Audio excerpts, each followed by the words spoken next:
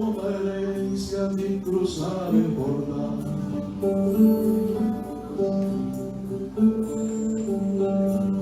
No voy tras fortuna ni prosperidad.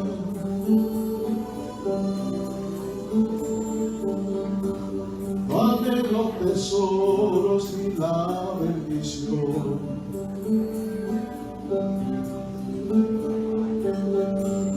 No busco más dones, no busco la unción. Si tú quieres todo esto, lo puedes tener.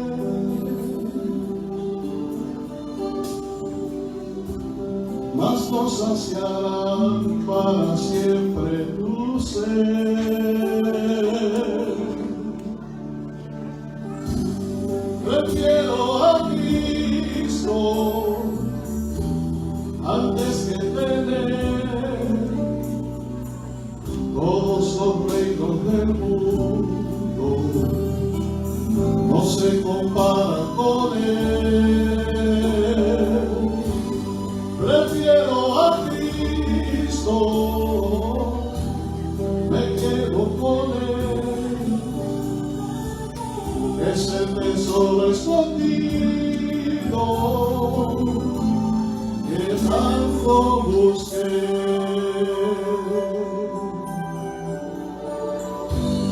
No busco una herencia ni cruzar el Jordán.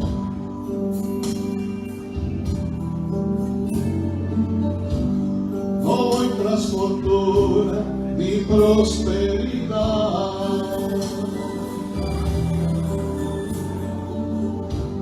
No anhelo tesoros ni la bendición.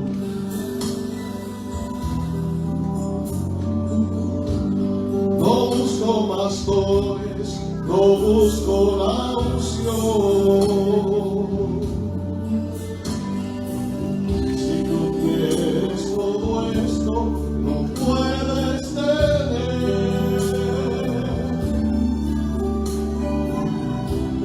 Mas no saciarán para siempre tu ser.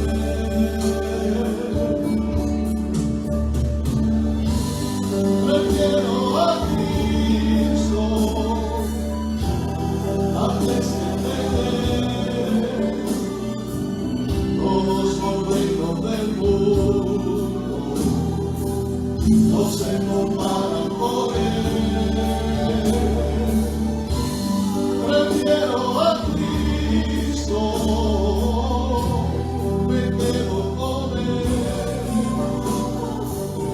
Es el tesoro escondido que tanto busqué. Mira lo que puedo ofrecer todos los tesoros del mundo. Gloria, honor, riquezas. ¿De qué vale si tienes a Jesús? ¿De qué vale si tienes la salvación? Lo más importante es Jesús. Prefiero a Cristo antes que tener todos los reinos del mundo. No se comparan con Él. Prefiero a Cristo, me quedo con Él.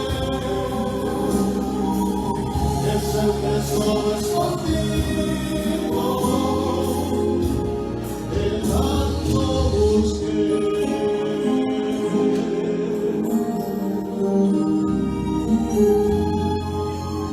Mira mi actitud, ¿a quién prefieres esta mañana? Gloria sea a nuestro Dios.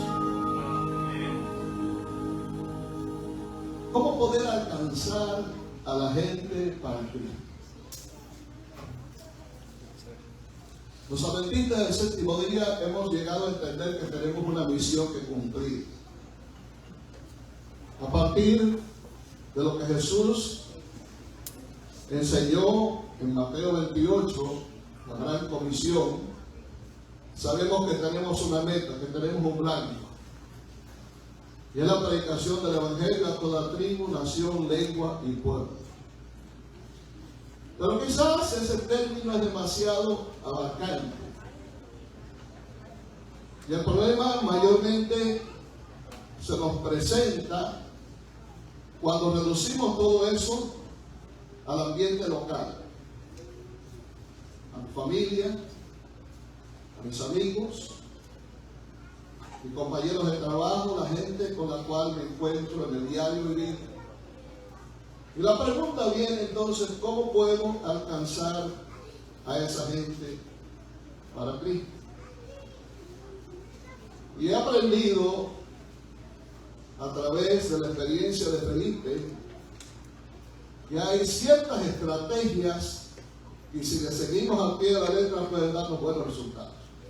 Hago un paréntesis para saludar a todos nuestros hermanos que nos están viendo en las redes sociales, ahí en Facebook o cualquier otro lugar. Les deseamos muchas bendiciones del Señor.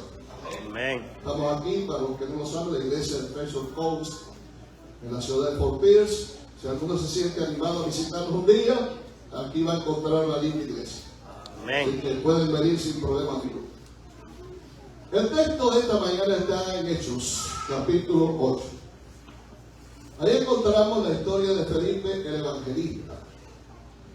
Interesante que en este pasaje se nos presentan dos dimensiones de la labor misionera de este hombre de Dios. La primera, que es la primera parte del capítulo, tiene que ver con el evangelismo público. Y nos habla de cómo Felipe desciende a Samaria, tiene una campaña en Samaria y cientos de personas se convirtieron y fueron bautizadas.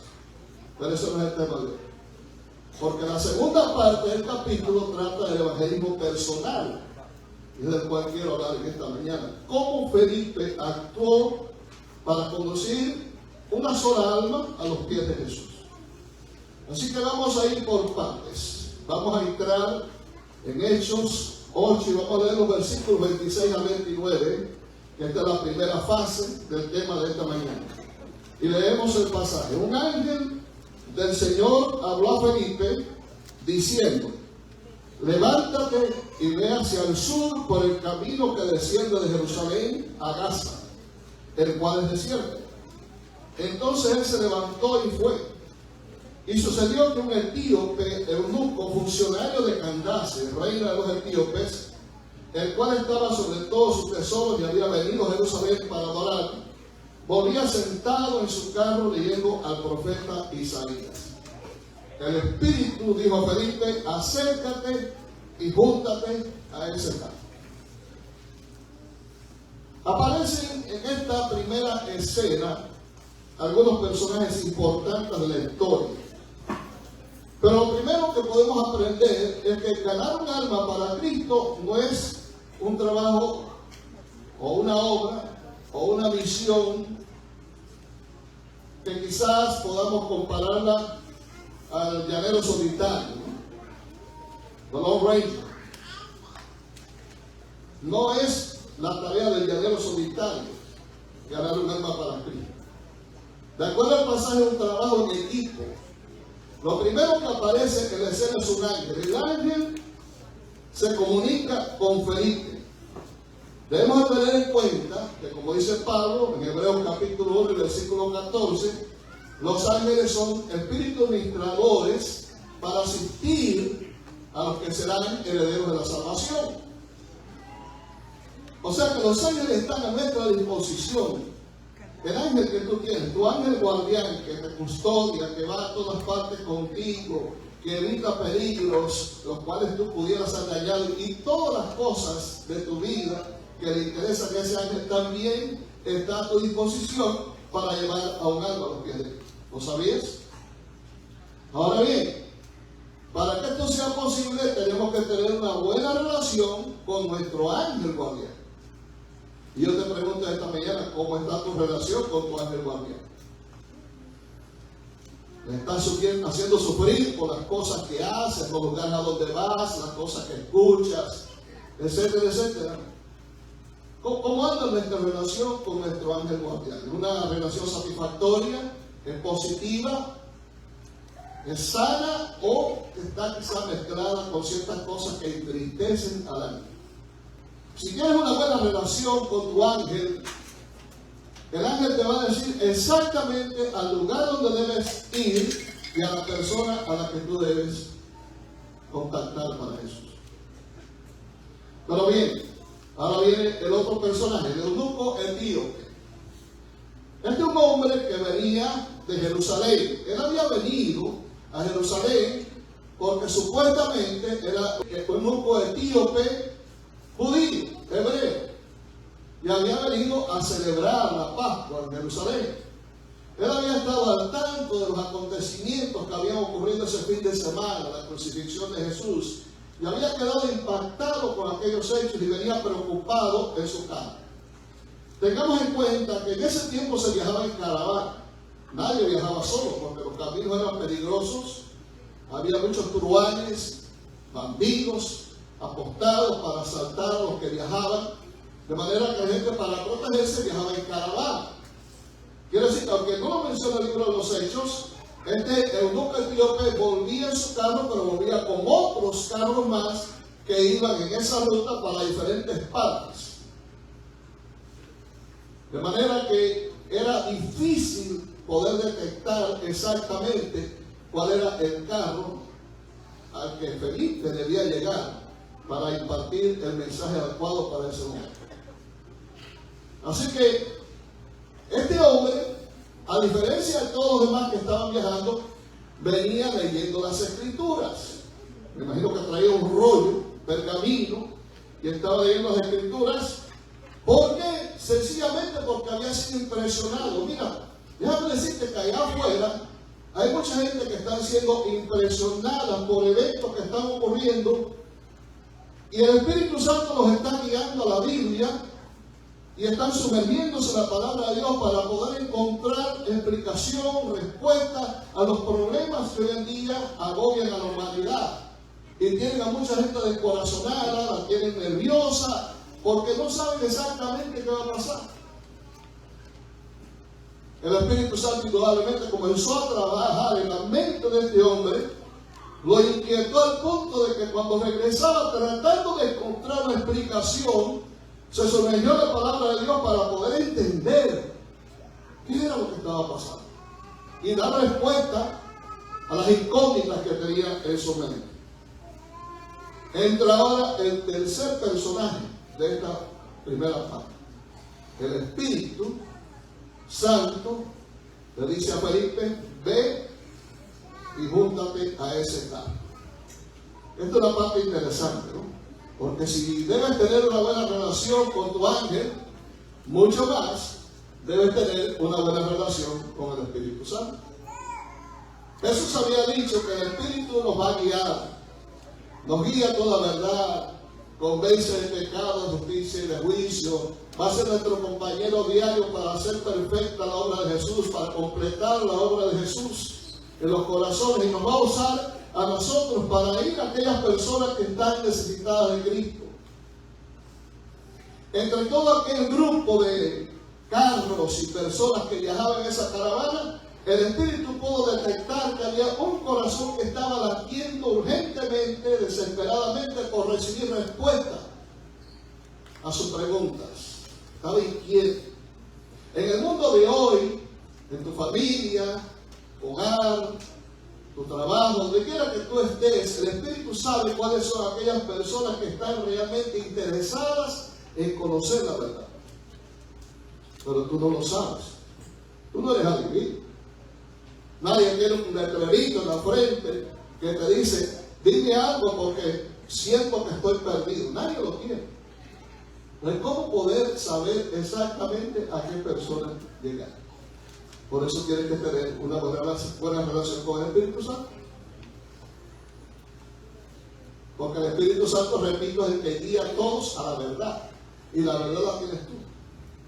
Por lo tanto, lo va a guiar a ti. Y te va a guiar a ti, a esa persona. Ahora imagínate, una persona que no crea que existe el Espíritu Santo,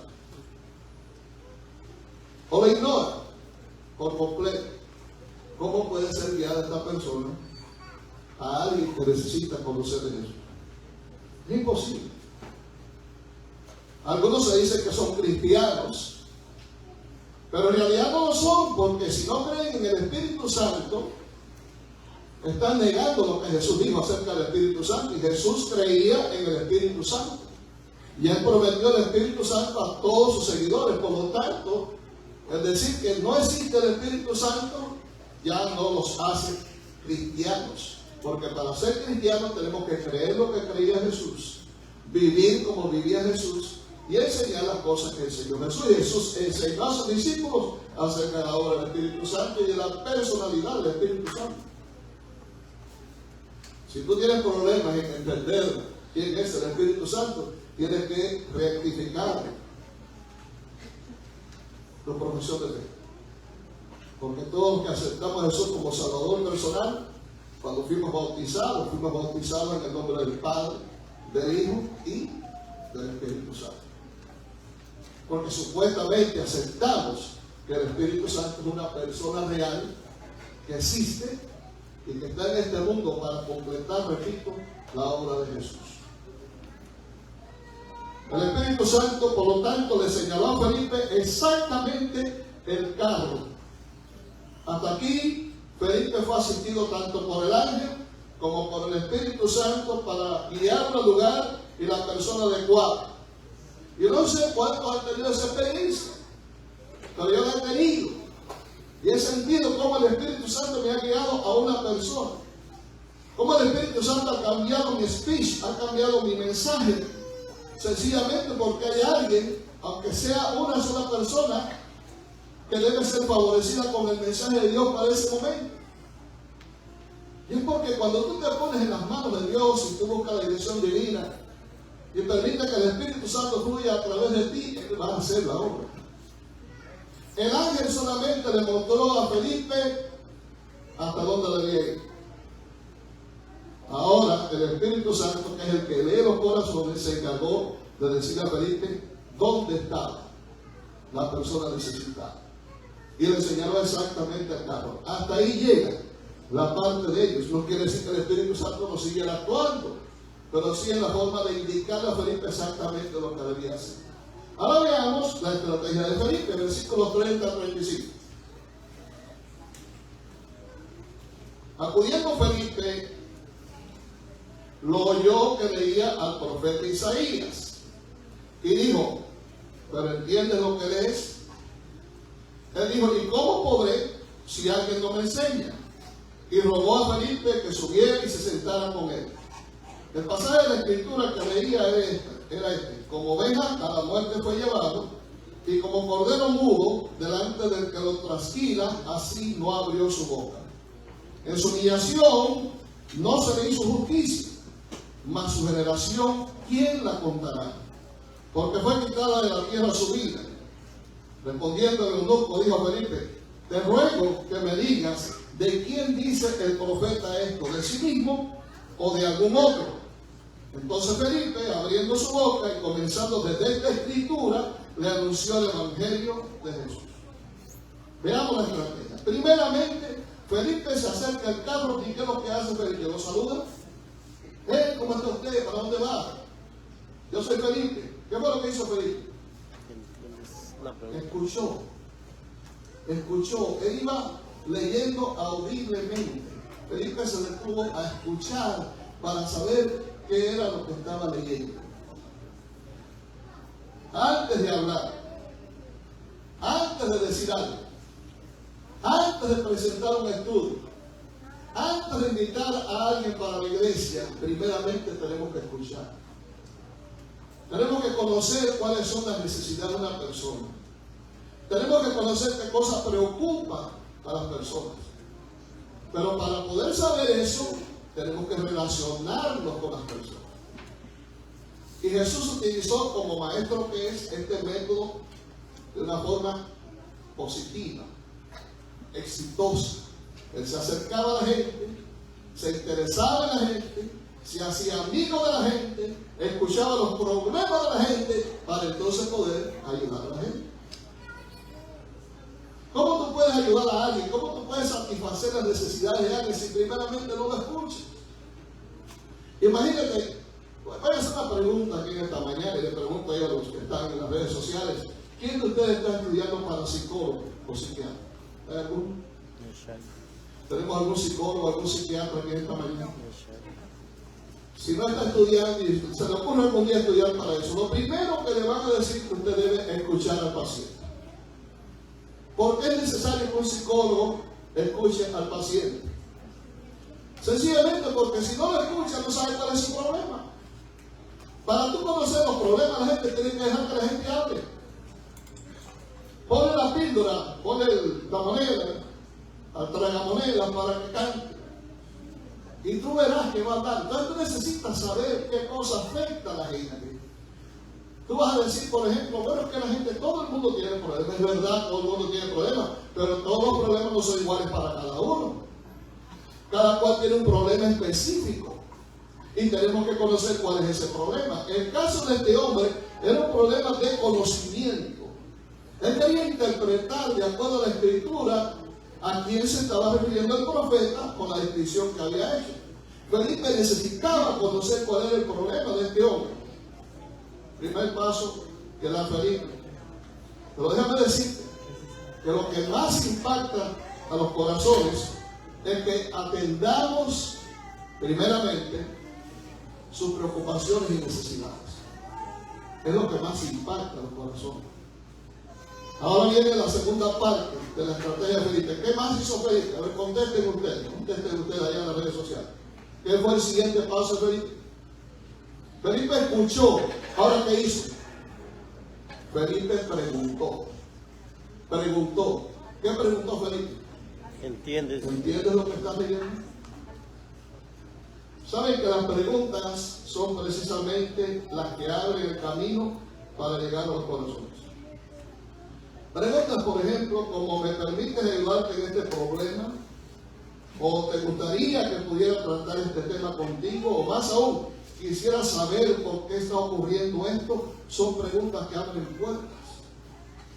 Felipe no entró con un discurso teológico para explicarle quién era ese personaje. Sencillamente preguntó, ¿entiendes lo que lees? Y esto despertó la curiosidad de aquel funcionario. Posiblemente pensó él, este hombre tiene la respuesta. Inmediatamente vino la reacción del etíope. ¿Cómo voy a entender si no hay alguien que me explique? Y como se dio cuenta de que este hombre que estaba ahí no estaba por mera casualidad, a la sazón, me imagino que ya el etíope mandó a detener el carro porque Felipe no va a ir corriendo a la parte del carro, le invitó a que subiera. Eso es muy interesante. Esa fue la otra parte. El etíope ruega, dice la Biblia, rogó a Felipe que entrara y se sentara con él. O sea que cuando te ganas el corazón de una persona, cuando despiertas el interés de una persona, este abre inmediatamente su corazón y su casa para que tú entres y puedas satisfacer esa necesidad que tiene.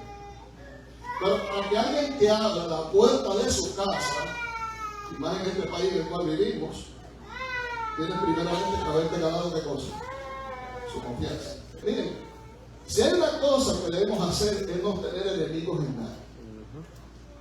Ni por el hecho de que alguien piense diferente a mí, tratar de escabullirme, tratar de huir, porque yo no puedo encontrarme con esta persona, porque finalmente el Señor nos envió a todos a predicar el Evangelio a toda criatura.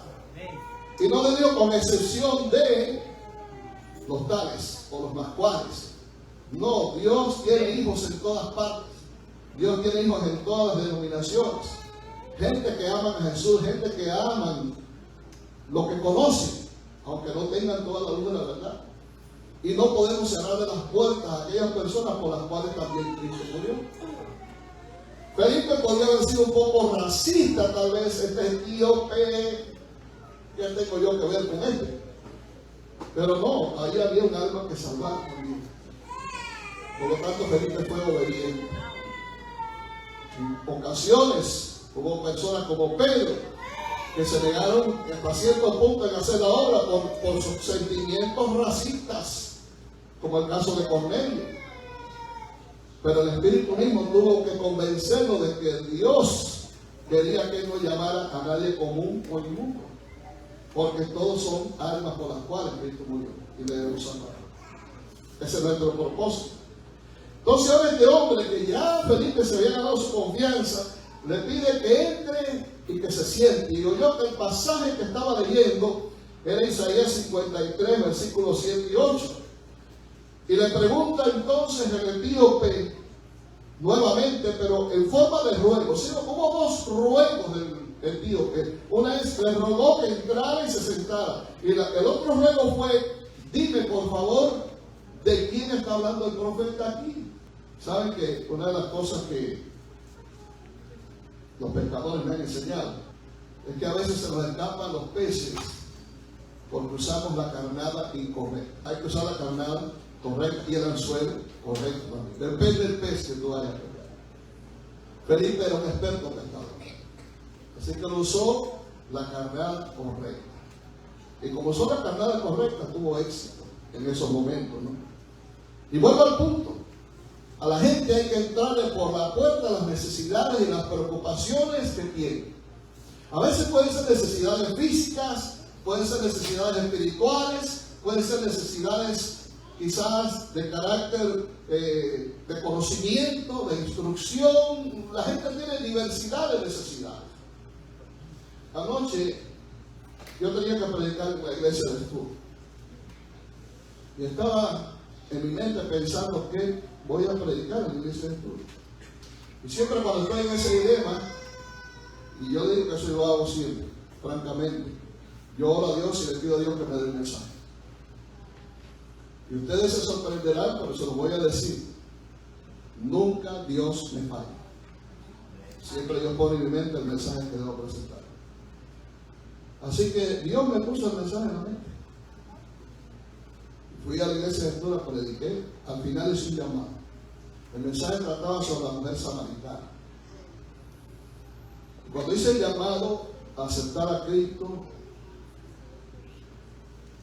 yo canté un canto al final y pedí que cuando yo estuviera cantando, si había alguna persona que necesitaba de Jesús y quería que yo orara por esa persona, se pusiera en pie. Cuando estaba a mitad del canto, una joven, dos niños pequeños, se puso de pie. Y la noté que estaba llorando. Cuando terminé de cantar, le pedí a esa joven que pasara adelante. Ella vino con sus niños. Le pregunté su nombre y le dije lo siguiente: no sé cuál es tu problema, sé que estás sufriendo por algo, pero Dios lo sabe. Yo lo que voy a hacer es que voy a orar contigo, porque hoy Jesús tiene solución para tu problema. Amén. Y el Señor quiere hoy que tú seas feliz y que todos esos problemas desaparezcan para que puedas entregar tu corazón a Jesús. Y ella no subía su cabeza baja todo el tiempo, llorando. Así que oré con ella. Al final, cuando ya terminó todo, le pregunté a los ancianos que había en la iglesia quién era esa persona. Es una visita que está cubriendo. Fue adventista en otro tiempo. Por alguna razón se alejó del Señor, pero ahora vino para acá y está visitando la iglesia de Cristo. Quiere decir que como hijo pródigo viene ahora con sus cargas, porque cuando tú te vas del Señor y te mezclas con la basura de este mundo, vienes cargado de basura. Y yo no sé lo que ella ha sufrido, pero me imagino que por el tipo de mensaje eso le tocó el corazón. Hay algún área en su vida que está reflejado con el caso de la mujer samaritana, y no sé cuál es. Pero lo que quiero decir, cuando nos ponemos en las manos de Dios, Dios obra maravillosamente. Y el Señor hace algo increíble. El Señor produce un mensaje para salvar aunque sea una sola persona. Felipe había ido a Samaria. Había tenido un éxito extraordinario. Cientos de personas se habían convertido. Tuvieron que venir Pedro y Juan, las columnas, para orar por esa gente y ponerle las manos para que recibieran el Espíritu Santo. Felipe podía haber pensado: wow, yo soy un evangelista de grandes multitudes, voy a llenar estadios. Pero ahora recibe el llamado para ir a un camino inhóspito, polvoriento, sin nada de atractivo, sin multitudes para salvar a una sola persona. Y siguiendo el ejemplo de su maestro, Felipe Rosario, estuvo dispuesto a eso, porque lo más importante para Dios no es el número. Si se convierte en 1000, amén. Si se convierte en uno, amén también. Y pasamos seguido al punto de partida de Felipe y la conclusión. Primeramente, Felipe empezó satisfaciendo las necesidades de información que tenía el etíope. De ahí comienza Felipe. Y dice, partiendo de esta escritura, le anunció el Evangelio de Jesús. O sea, hay un punto de partida y un punto de conclusión. No quiere decir necesariamente que Felipe le dio el A y finalmente la última letra del alfabeto, ¿cuál es? Z, ¿no? Sí. Del Evangelio. Pero él tocó por lo menos el ABC del Evangelio y se lo dio a aquel hombre de acuerdo al corto tiempo que él tenía. Una cosa me queda clara, y es que en el mensaje que le da Felipe, le habló de aceptar a Jesús como Salvador personal, y le habló también de que un requisito para poder estar con Cristo es el bautismo por inmersión, porque inmediatamente este hombre le dice a Felipe lo siguiente: he aquí agua. ¿Qué impide que se bautice? O sea, yo me puse a rastrear el mapa de Palestina, las rutas desde Jerusalén hasta Gaza. No encontré ningún río, no encontré ningún lago, una zona desierta. Y me pregunté en ese momento, ¿y de dónde salió el agua? Si no había agua en el lugar del desierto, Dios se encargó de que el mismo ángel que guió a Felipe abriera un hueco, saliera agua, y cuando llegaron ahí, había agua. ¿Es imposible esto para Dios? No, el mismo que abrió el Mar Rojo, el mismo que abrió Jordán puede crear agua donde vaya. Y ya lo ha hecho en la Biblia otras veces, de las rocas salió agua. Lo que hizo Dios no sé. Si encontraron una poseta en algún lugar tampoco lo sé. Pero llegado a aquel lugar, aquel hombre había dado pasos ya en su conciencia, había tomado decisiones. Y ahora le dice a Felipe algo interesante: he aquí agua. Pero la pregunta es, ¿qué impide para que yo sea bautizado? Mira, no encuentro nada que diga que Felipe dijo, bueno, primeramente tengo que reunir la junta de la iglesia, porque si la junta no la aprueba, no te puedo bautizar.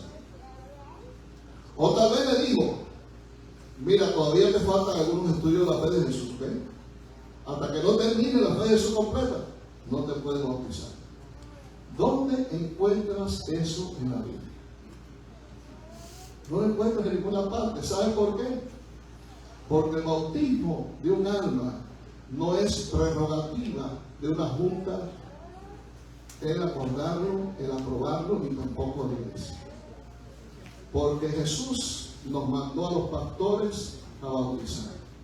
La orden viene de Jesús. Y antes de Jesús, ya el Espíritu Santo, ya Dios mismo se había comunicado con Juan el Bautista, le había dicho, ve y bautiza. Por eso Juan el Bautista dijo, el que me mandó a mí a bautizar, el que me mandó a mí a bautizar. Esa expresión siempre me ha quedado presente. Lo que acuerda una junta de iglesia es admitir a un miembro. Lo que vota la iglesia es admitir a un miembro que ha sido bautizado ya para ser miembro de la iglesia. Pero es prerrogativa del pastor decidir si bautiza o no a una persona.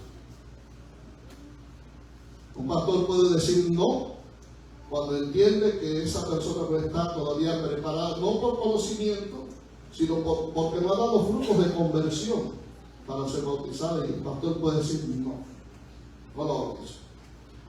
Por lo tanto, el asunto del bautismo, en este caso, demuestra que Felipe estaba autorizado por Dios, no por una junta, no por una conferencia, estaba autorizado por Dios para bautizar al río.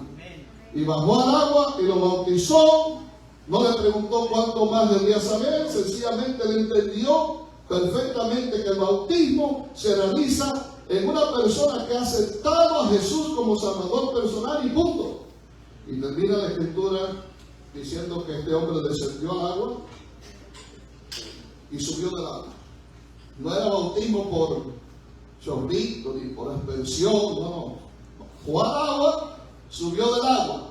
Fue por inmersión. Felipe dijo, si crees de todo corazón, bien puedes.